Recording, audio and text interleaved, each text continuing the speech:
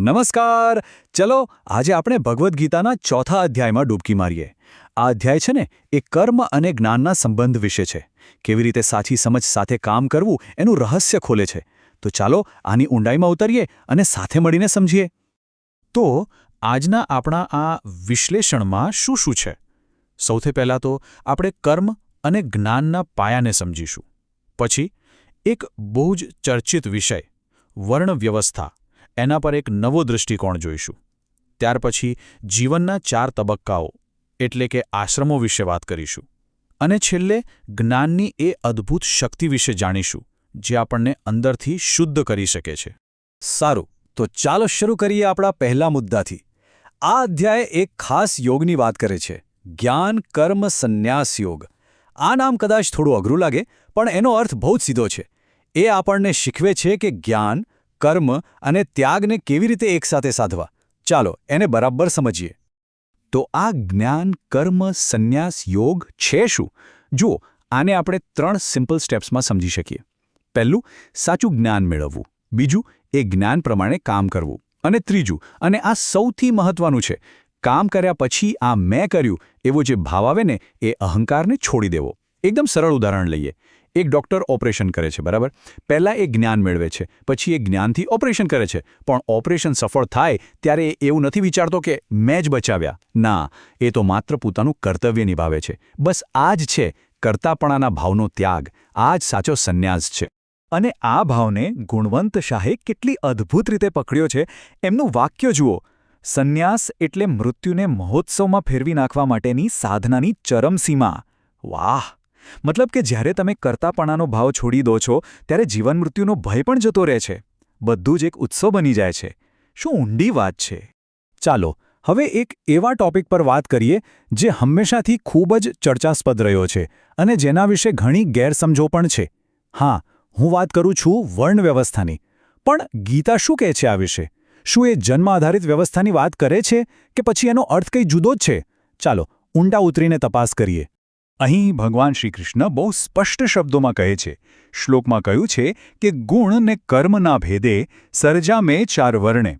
અહીં 2 શબ્દો પર ખાસ ધ્યાન આપજો, ગુણ અને કર્મ. ગુણ એટલે કે વ્યક્તિનો સ્વભાવ, એની અંદરની ક્વોલિટીઝ, અને કર્મ એટલે એના કાર્યો. આખી વાતનો આધાર આ 2 જ શબ્દો પર છે. તો અહીં જ આખો ફરક સમજાઈ જાય છે. સામાન્ય રીતે લોકો શું માને છે કે વર્ણ જન્મથી નક્કી થાય છે, એકદમ કડક સામાજિક વ્યવસ્થા. પણ ગીતાનો દૃષ્ટિકોણ આનાથી બિલકુલ અલગ છે. ગીતા કહે છે કે ભાઈ, તમારો વર્ણ જન્મથી નહીં પણ તમારા ગુણો અને તમારા કર્મોથી નક્કી થાય છે. તમે કેવા છો અને તમે શું કરો છો તેના પરથી. વિચારો, એ સમય માટે આ કેટલો ક્રાંતિકારી વિચાર હશે. ચાલો આને હજી સરળ બનાવીએ. આ 4 વર્ણને સામાજિક ખાનાઓ તરીકે ભૂલી જાઓ. એના બદલે એને 4 પ્રકારની શક્તિઓ એટલે કે પાવર્સ તરીકે વિચારો. બ્રાહ્મણ એટલે શું? જ્ઞાનની શક્તિ, જેની પાસે વિઝડમ છે. ક્ષત્રિય એટલે બળ અને વ્યવસ્થાની શક્તિ, જે સમાજનું રક્ષણ કરે. વૈશ્ય વ્યાપાર અને સંપત્તિની શક્તિ, જે અર્થવ્યવસ્થા ચલાવે. અને શૂદ્ર એટલે શ્રમની શક્તિ, જે પોતાના શારીરિક પ્રયત્નોથી સમાજને સેવા આપે. હવે તમે જુઓ, આમાં ક્યાંય ઊંચ નીચની વાત જ નથી. આ તો સમાજને ચલાવવા માટે જરૂરી 4 અલગ અલગ પ્રકારની એનર્જી છે. અને હવે આવે છે સૌથી મજેદાર વાત. ગીતા કહે છે કે આ 4 શક્તિઓ કોઈ અલગ અલગ લોકોમાં નથી, પણ આપણા બધાની અંદર છે.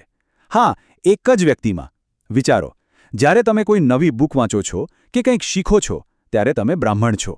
જ્યારે તમે એકદમ ડિસિપ્લિનથી તમારું કામ પૂરું કરો છો ત્યારે તમે ક્ષત્રિય છો. જ્યારે તમે તમારા પૈસાનો પ્લાનિંગ કરો છો ત્યારે તમે વૈશ્ય છો. અને જ્યારે તમે ઘરકામ કરો કે બગીચામાં મહેનત કરો ત્યારે તમે શુદ્ર છો. જોયું? ગીતા આપણને ભાગલા પાડવાનું નથી શીખવતી, પણ આપણી અંદર રહેલી આ બધી શક્તિઓને ઓળખીને એનો ઉપયોગ કરવાનું શીખવે છે.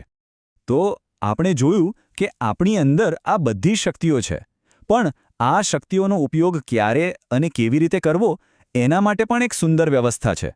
જીવનને એક સંપૂર્ણ યાત્રા તરીકે જોવા માટે આપણને 4 આશ્રમો એટલે કે જીવનના 4 તબક્કાઓનું માર્ગદર્શન આપવામાં આવ્યું છે. આ 4 આશ્રમો છે ને એ જીવનનો એક પરફેક્ટ રોડમેપ છે. પહેલો તબક્કો બ્રહ્મચર્ય. આ સમય છે શીખવાનો, જ્ઞાન મેળવવાનો. પછી આવે ગૃહસ્થાશ્રમ, જેમાં આપણે પારિવારિક જવાબદારીઓ નિભાવીએ છીએ. ત્રીજો તબક્કો વાનપ્રસ્થ.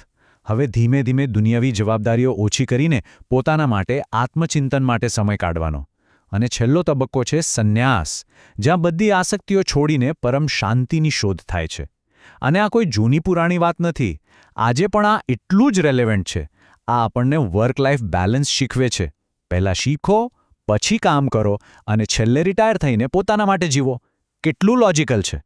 સારું, આપણે કર્મની વાત કરી, વર્ણની વાત કરી, જીવનના તબક્કાઓની વાત કરી, પણ આ બધાની ઉપર શું છે? આ અધ્યાયના કેન્દ્રમાં શું છે? એ છે એક એવી શક્તિ જે બધું જ શુદ્ધ કરી શકે છે, અને એ છે જ્ઞાનની શક્તિ. ચાલો સમજીએ કેમ આ જ્ઞાનને પરમ શુદ્ધિકર્તા કહેવામાં આવ્યું છે. આ શ્લોકનું રૂપક જુઓ, કેટલું પાવરફુલ છે. કહે છે કે જેમ ભડભડ સળગતી આગ સૂકા લાકડાને બાળીને રાખ કરી નાખે છે, બરાબર? એ જ રીતે જ્ઞાનની આગ આપણા બધા કર્મોના બંધનને બાળીને ભસ્મ કરી નાખે છે. પછી ભલે એ કર્મો સારા હોય કે ખરાબ, એ તમને બધા બંધનોમાંથી મુક્ત કરી દે છે. આનાથી મોટો કોઈ શુદ્ધિકર્તા હોઈ શકે? તો સવાલ એ છે કે આ જ્ઞાન મળશે ક્યાંથી? શું કરવું પડે એના માટે? ગીતા એના માટે પણ 3 એકદમ પ્રેક્ટિકલ સ્ટેપ્સ આપે છે. પહેલું, જે જાણકાર છે, જે જ્ઞાની છે, એમની પાસે નમ્રતાથી જાઓ. બીજું, સવાલો પૂછો, વારંવાર પૂછો, તમારી જિજ્ઞાસાને જીવતી રાખો.